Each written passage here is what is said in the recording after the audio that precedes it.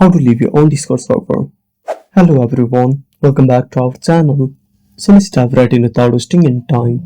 Also make sure to watch this video till the end. So first of all, open up Discord on your device. Then go to your server. Then tap on server name. Now scroll down and tap on members. Simply tap on settings. Then find members. Then tap on it.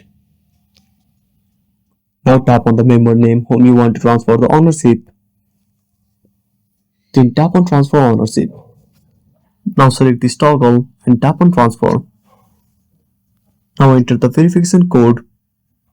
Now once you transfer the ownership, simply go to your server overview page.